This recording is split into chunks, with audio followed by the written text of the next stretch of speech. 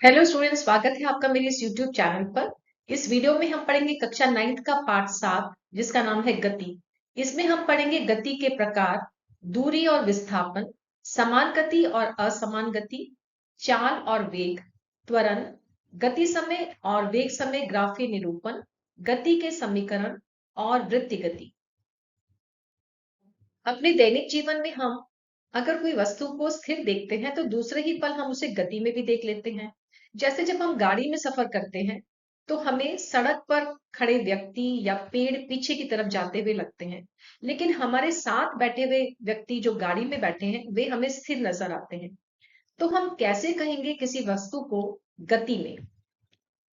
वस्तु को गति में कहने के लिए हमें एक निर्देश बिंदु स्थापित करना होता है और उसके सापेक्ष हम गति को परिभाषित करते हैं। तो गति की परिभाषा होगी, जब कोई वस्तु किसी निश्चित समय में कोई निर्देश बिंदु से अपनी स्थिति बदलती है तो हम वस्तु को गति में कहते हैं।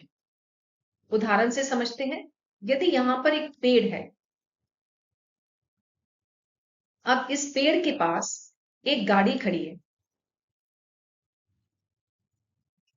ये गाड़ी अगर इस पेड़ जो हमने निर्देश बिंदु स्थापित किया, समय परिवर्तित होने के बाद अपनी स्थिति नहीं बदलती तो हम कहेंगे गाड़ी स्थिर है। लेकिन समय के साथ यदि ये अपनी स्थिति बदल लेती है तो हम कहेंगे कि गाड़ी गति में है। तो गति एक निर्देश बिंदु के सापेक्ष परिभाषित की जाती है। अब देखते हैं गति के प्रकार, जो कुछ प्रकार हमने छोटी क्लासेस में पढ़े हैं। सबसे पहले आता है अनुवादिक गति। वह गति जिसमें किसी वस्तु के प्रत्येक बिंदु एक ही मार्ग पर चलते हैं अनुवादक गति कहलाती है। उदाहरण से समझते हैं। जैसे सड़क पर चलती कार, पेड़ से गिरता हुआ सेब, ये सभी अनुवादी गति के उदाहरण हैं।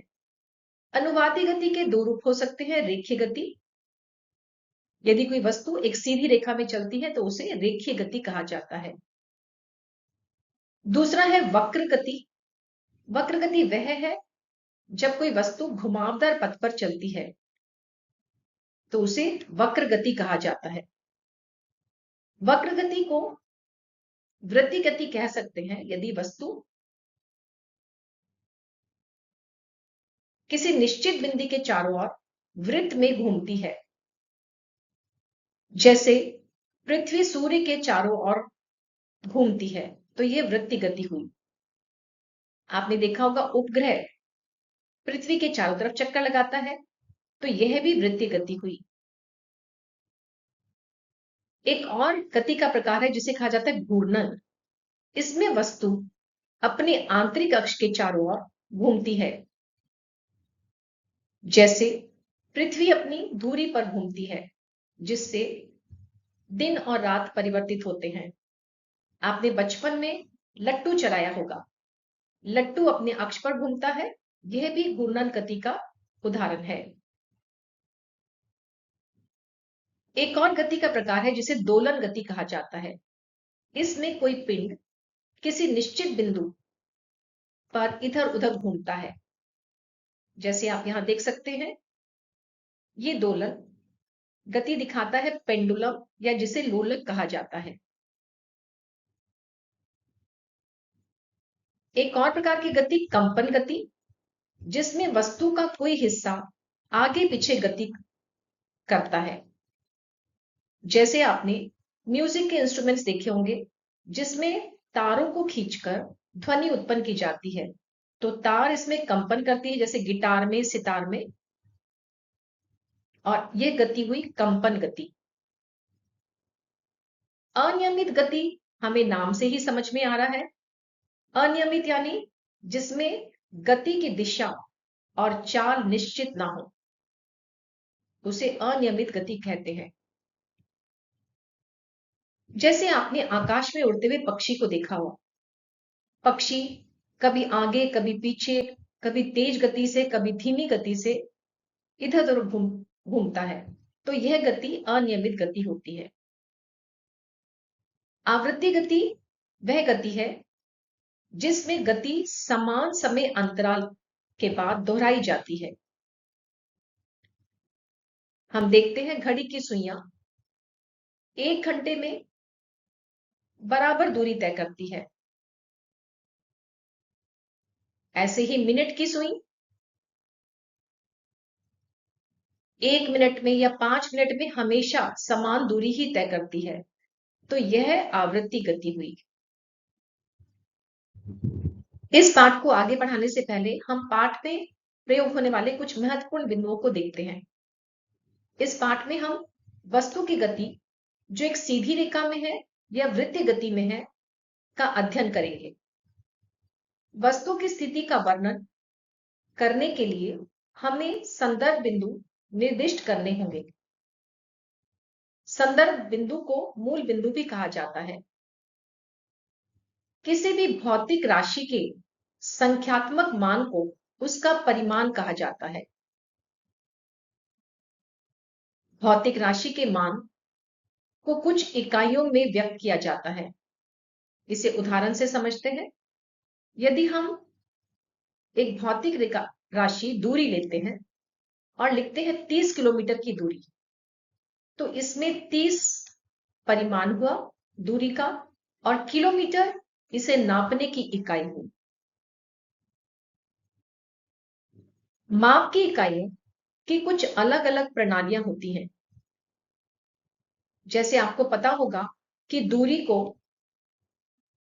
कभी कभी foot, inch, metre, kilometre, centimetre आदि में मापा जाता है। माप की मानक इकाइयां, मानक मतलब स्टैंडर्ड, के लिए अंतरराष्ट्रीय प्रणाली का पालन करते हैं, जिसे एसआई प्रणाली या इंटरनेशनल सिस्टम ऑफ यूनिट्स के रूप में जाना जाता है। तो हम भी अपने सभी भौतिक राशियों को एसआई प्रणाली में मापेंगे। गति को समझने के लिए हमें कुछ भौतिक राशियों को समझना होगा। सबसे पहले समझते हैं दूरी। दूरी यानी किसी वस्तु द्वारा चला गया कुल रास्ता, या कह सकते हैं किसी वस्तु द्वारा तय की गई वास्तविक दूरी। एक और भौतिक राशि है जिसे हम कहते हैं विस्थापन। विस्थापन यानी किसी निश्चित दिशा में वस्तु के प्रारंभिक और अंतिम स्थिति के बीच की न्यूनतम दूरी। इसे उदाहरण से समझते हैं। यदि कोई वस्तु बिंदु ए से बिंदु बी की तरफ जाता है, यह दूरी 3 मीटर है, और फिर वह बी से लंबवत 4 मीटर की दूरी तय करता है सी तक। तो यहां पर ए से बी 3 मीटर की दूरी और बी से सी 4 मीटर की दूरी, यानी कुल दूरी हुई 7 मीटर। विस्थापन निकालने के लिए हम प्रारंभिक बिंदु ए से अंतिम स्थान सी पर एक सीधी रेखा खींचते हैं, यानी एसी से हमारा विस्थापन निकलेगा। पाइथागोरस प्रमेय के अनुसार एक समकोण त्रिभुज में कर्ण भुजा का वर्ग बराबर होता है आधार भुजा के वर्ग और लंब भुजा के वर्ग के योग के बराबर। तो इसके अनुसार ए बी जो 3 मीटर है उसका वर्ग हुआ 9, लंब भुजा 4 मीटर जिसका वर्ग हुआ 16, दोनों का योग हुआ 25। जब इनका वर्गमूल निकालते हैं तो यह हुआ 5 मीटर। तो एसी या विस्थापन हमारा इस चित्र में हुआ 5 मीटर। इससे हमें यह समझ में आया कि दूरी वस्तु द्वारा लिया गए मार्ग का पूर्ण विवरण प्रदान करता है, जबकि विस्थापन वस्तु द्वारा लिए गए मार्ग का पूरा विवरण प्रदान नहीं करता। दूरी हमेशा धनात्मक होती है। विस्थापन धनात्मक, ऋणात्मक और शून्य हो सकता है। अब ये समझते हैं विस्थापन कैसे ऋणात्मक और शून्य भी हो सकता है। इसी चित्र में हम देखते हैं जब ए बी दाईं तरफ गया तो उसने 3 मीटर की दूरी तय करी। अब ये वापस अगर ए की तरफ आता है विपरीत दिशा में, तो विस्थापन दाईं तरफ हुआ 3 और बाईं तरफ हुआ फिर से विपरीत दिशा में 3। तो विस्थापन हो गया 3 - 3 0 या 0। अगर यही व्यक्ति ए से बी जाता है दाईं तरफ 3 मीटर और फिर बी से वापस आता है ए की तरफ विपरीत दिशा में 4 मीटर, तो विस्थापन दाईं तरफ हुआ 3 और बाईं तरफ हुआ 4। 3 में से यदि हम 4 को घटाते हैं तो यह आता है -1, यानी विस्थापन ऋणात्मक हो गया। दूरी और विस्थापन किलोमीटर, मीटर या सेंटीमीटर में मापी जाती है, लेकिन दूरी की एसआई इकाई मीटर होती है। गति के संख्यात्मक हल करते समय हमें ध्यान रखना है कि हमें सभी दूरियों की इकाइयां समान प्रणाली में रखनी है, यानी एसआई इकाई में हम रखने की कोशिश करेंगे। इस स्लाइड में समझते हैं एक समान गति और असमान गति में अंतर। जब वस्तु समान दूरी को समान समय अंतराल में तय करती है तो वस्तु एक समान गति में चलती है। उदाहरण के लिए, यदि कोई गतिमान वाहन प्रत्येक घंटे में 20 किलोमीटर की दूरी तय करता है तो गति एक समान होगी। लेकिन यदि वस्तु समान समय अंतराल में असमान दूरी तय करता है तो वस्तु को असमान गति में कहा जाता है। उदाहरण के लिए, गतिमान वस्तु पहले घंटे में 10 किलोमीटर, अगले घंटे में 15 किलोमीटर की दूरी और फिर अगले घंटे में 5 किलोमीटर की दूरी तय करती है, तो यह असमान गति हुई।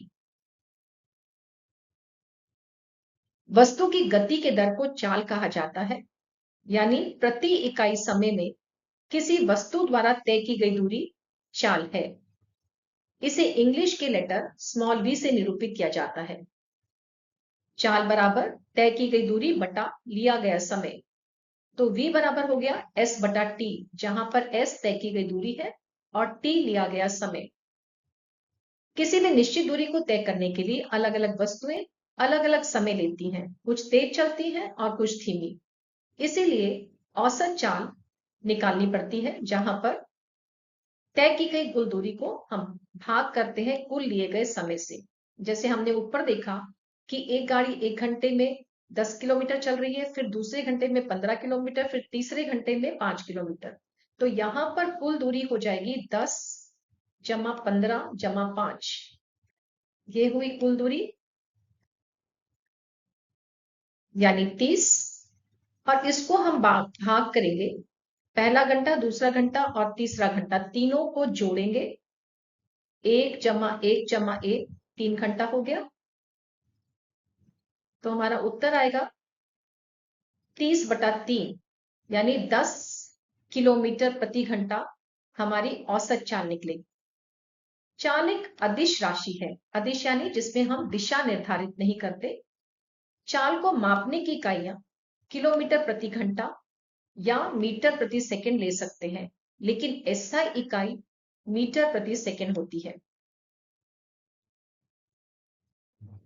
पिछली स्लाइड में हमने देखा कि जब हम चाल निकालते हैं तो दूरी बटा समय करते हैं, और दूरी नापते समय हम वस्तु की दिशा को नहीं निर्धारित करते। यदि वस्तु की दिशा भी निर्धारित हो और हम प्रारंभिक स्थान से अंतिम स्थान का सबसे न्यूनतम नाप को लें, तो एक और भौतिक राशि बनती है जिसे कहते हैं वेग। वेग किसी वस्तु के प्रति इकाई समय में हुए विस्थापन और उसकी दिशा को दर्शाता है, यानी वेग बराबर विस्थापन बटा कुल लिया गया समय। वेग एक सदिश राशि है क्योंकि इसमें परिमाण और दिशा दोनों है। वेग का एसआई इकाई मीटर प्रति सेकंड है। चाल का भी एसआई मात्रक मीटर प्रति सेकंड ही है। यदि किसी वस्तु का वेग समान रूप से परिवर्तित हो रहा है, तब दिए गए प्रारंभिक और अंतिम वेग के अंकगणितीय माध्य के द्वारा औसत वेग को निकाला जा सकता है, यानी v औसत बराबर प्रारंभिक वेग जमा अंतिम वेग बटा 2। प्रारंभिक वेग को इंग्लिश के लेटर स्मॉल यू और अंतिम वेग को इंग्लिश के लेटर स्मॉल वी से लिखा जाता है, बटा 2 बराबर औसत वेग। वेग के परिवर्तन दर को त्वरण कहा जाता है। त्वरण को इंग्लिश के लेटर स्मॉल ए से लिखा जाता है। तो ए बराबर हो गया वेग में परिवर्तन v माइनस यू, अंतिम वेग में से हम प्रारंभिक वेग को घटाएंगे और दर निकालने के लिए हम समय से भाग करेंगे। अंतिम वेग को हम v से, प्रारंभिक वेग को हम u से दर्शाते हैं और समय को t से। त्वरण के माप की इकाई, क्योंकि हमने यहाँ पे वेग को जिसकी इकाई मीटर प्रति सेकंड होती है उसे समय से भाग किया, तो यह बन गया मीटर प्रति सेकंड गुना 1/s।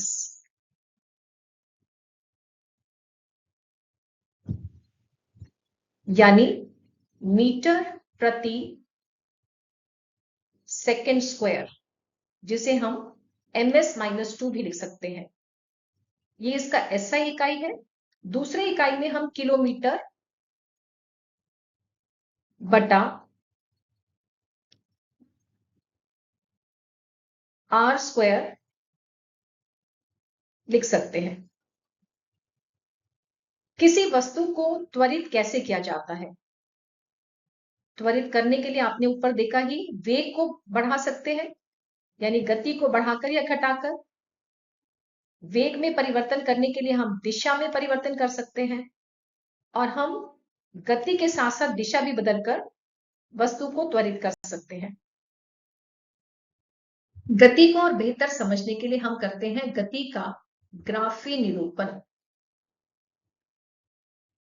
आप जानते हैं कि जब हम कोई ग्राफ बनाते हैं तो हम एक्स अक्ष के ऊपर एक अभिलंब बनाते हैं जिससे हमारा बनता है वाई अक्ष, यानी एक्स अक्ष और वाई अक्ष 90 डिग्री का कोण बनाते हैं। ग्राफ बनाते समय हमें ध्यान रखना है कि एक्स अक्ष पर हम स्वतंत्र चर को रखते हैं और वाई अक्ष पर हम आश्रित चर को रखते हैं। दूरी समय ग्राफ में दूरी समय के ऊपर निर्भर करती है, तो दूरी आश्रित चर है जो समय के ऊपर निर्भर करता है, तो समय हम रखेंगे एक्स अक्ष पर। दूरी समय ग्राफ को हम ST ग्राफ भी कहते हैं। इस दूरी समय ग्राफ का उपयोग से हम पता कर सकते हैं कि यदि रेखा उस पर सीधी बनी है तो यह समान गति दर्शाता है। यदि ग्राफ पर कोई वक्र बना है तो यह असमान गति दर्शाता है। ग्राफ के वक्र की ढलान यदि ऊपर की है तो यह वस्तु की गति असमान तो है, लेकिन गति यहां पर बढ़ रही है। अगर यही वक्र की ढलान नीचे की तरफ है तो गति असमान है, लेकिन गति यहां पर घट रही है।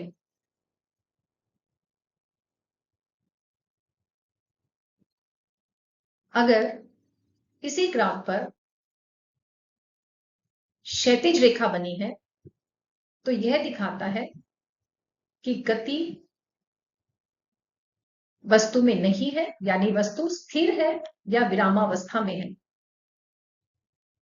इस ग्राफ का उपयोग हम वस्तु की चाल निकालने के लिए भी कर सकते हैं। जैसे अगर यह समय 2 सेकंड है,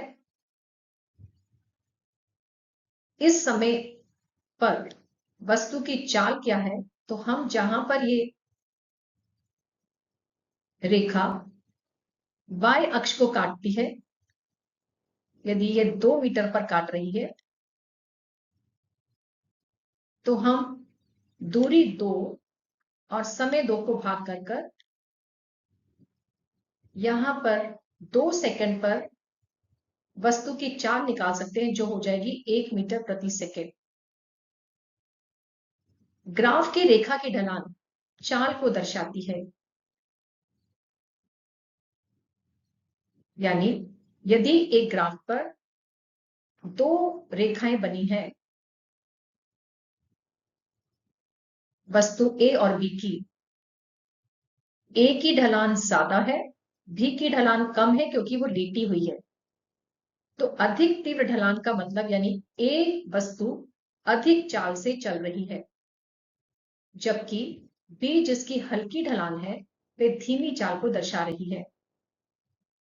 और अगर इसी ग्राफ पे एक सीधी क्षैतिज रेखा बनी है जैसे नीचे वाले ग्राफ में, तो यह वस्तु की स्थिर अवस्था को दर्शाता है। दूरी समय ग्राफ का उपयोग पे यदि बहुत सारी वस्तुओं को दर्शाया गया है जैसे इस ग्राफ में ए बी और एक और वस्तु हम बना देते हैं सी को दर्शाया जाता है, तो यहां से वस्तुओं की चाल की तुलना करने के लिए इस ग्राफ का उपयोग किया जा सकता है। दूसरा ग्राफ जो हमें पढ़ना है वह है वेग समय ग्राफ, जिसे हम वीटी ग्राफ भी कहते हैं।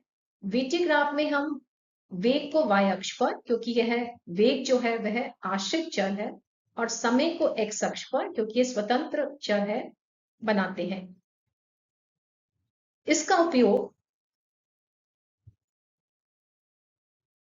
वस्तु का त्वरण निकालने के लिए किया जा सकता है।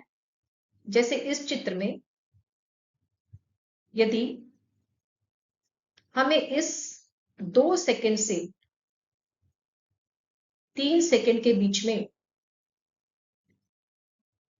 त्वरण निकालना है, तो हमने इस 2 सेकंड से यहां पर एक क्षैतिज रेखा खींची और इस 3 सेकंड से जो हमारी y अक्ष को काटती है। अगर यहाँ पे हमारा वेग 4 और 3 है, तो हमने अंतिम वेग में से प्रारंभिक वेग को माइनस किया, 4 माइनस 3 इस समय अंतराल में जो वेग में परिवर्तन हुआ, और नीचे समय के परिवर्तन को दर्शाया।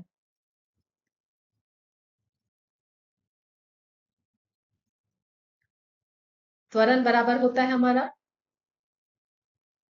अंतिम वेग में से प्रारंभिक वेग को घटाकर हम समय से भाग करते हैं, तो इससे हमारा उत्तर आ जाएगा 1 मीटर प्रति सेकंड स्क्वायर, अगर हमने वेग को मीटर में और समय को सेकंड में मापा। दूसरा इस ग्राफ का उपयोग हमें यह दिखाता है कि अगर इस पे बनी रेखा सीधी है तो वह समान त्वरण दर्शा रही है। यदि रेखा टेढ़ी मेढ़ी है या वक्र है तो वह असमान त्वरण दर्शाती है। यदि रेखा क्षैतिज है तो उसमें कोई त्वरण नहीं हो रहा। रेखा नीचे की तरफ सीधी है तो यह ऋणात्मक त्वरण या मंदी दर्शाती है।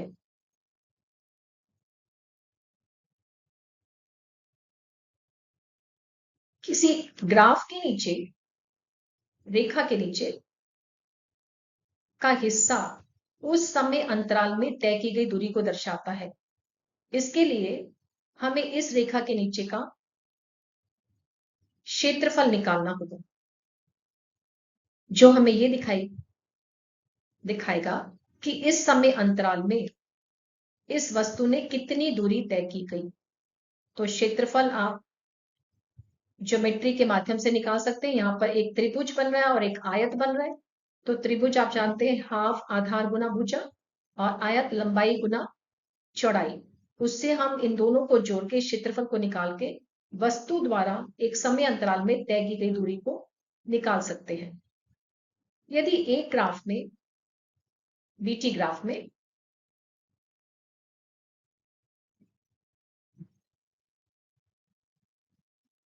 ऐसे कई वस्तुओं के वेग दिखाए गए हैं, तो इन वस्तुओं के वेग की तुलना इस ग्राफ में की जा सकती है। जिसकी कम ढलान जैसे सी की, तो इसमें त्वरण कम हुआ। त्वरण ज्यादा किसमें हुआ? जिसकी सबसे ज्यादा ढलान है ए की।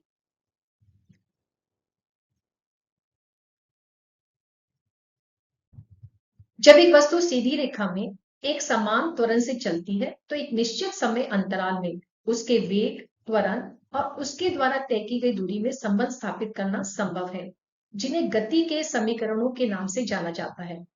यहां पर देखते हैं गति के समीकरण। मान लीजिए प्रारंभिक वेग u से गतिमान वस्तु समय t में अपने वेग को बदलती है v में, तो वस्तु द्वारा अनुभव त्वरण होगा a बराबर v माइनस u बटा t। इसे हम लिख सकते हैं at बराबर v माइनस u या फिर v बराबर u जमा at। यह गति का पहला समीकरण है। दूसरे गति के समीकरण में हम वस्तु द्वारा तय किए गए विस्थापन को निकालते हैं। हम जानते हैं वेग बराबर विस्थापन बटा लिया गया समय है, यह हमने पीछे देखा था। तो इससे हमारा विस्थापन हो जाएगा वेग गुना समय। क्योंकि वस्तु के वेग में समान त्वरण हो रहा है तो औसत वेग का सूत्र होता है प्रारंभिक वेग जमा अंतिम वेग बटा 2, यानी v प्लस यू बटा t। तो हमने औसत वेग के बदले लिख दिया, यह है सूत्र। क्योंकि इस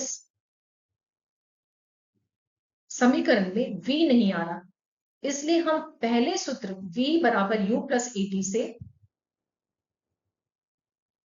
v को प्रतिस्थापित करते हैं u जमा at से। इसे हल करने के बाद हमें मिलता है विस्थापन या s बराबर ut जमा हाफ at स्क्वायर। तो यह हुआ हमारा गति का दूसरा समीकरण। हमने देखा गति के दूसरे समीकरण में s बराबर ut जमा हाफ at स्क्वायर था। गति के तीसरे समीकरण में भी हम तय की गई दूरी निकालते हैं, लेकिन इसमें समीकरण में t का उपयोग नहीं होता। इसलिए हम दूसरे समीकरण s बराबर ut जमा हाफ at स्क्वायर में t के बदले पहले समीकरण से लिख देते हैं v माइनस यू बटा a। तो t के बदले जब हमने v माइनस यू बटा a रख दिया हर जगह और इसको हल किया इस समीकरण को इस तरीके से, तो हमें प्राप्त हुआ तय की गई दूरी के लिए गति का तीसरा समीकरण 2as बराबर v square minus you square. इसे गति का तीसरा समीकरण कहते हैं। पाठ में आए सभी न्यूमेरिकल्स को करने के लिए ये तीनों समीकरण आपको याद रखने हैं।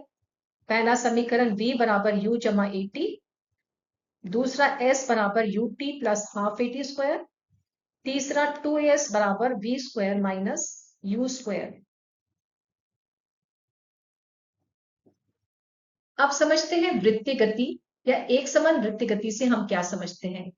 यदि हम किसी आयत के चारों तरफ जाते हैं तो हम 4 बार अपनी दिशा को बदलते हैं।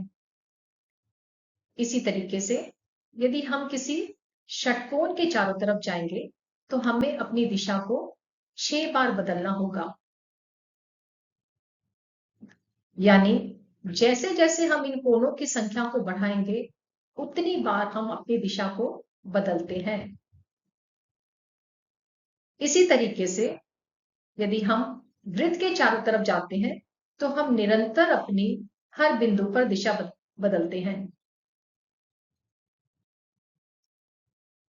तो जब एक ट्रॉली एक गोलाकार या वृत्त पथ पर चलती है तो यदि उसकी चाल समान भी हो, उसकी दिशा निरंतर बदल रही है, इसलिए उसके वेग में परिवर्तन होता है या फिर कहें वह त्वरित होती है।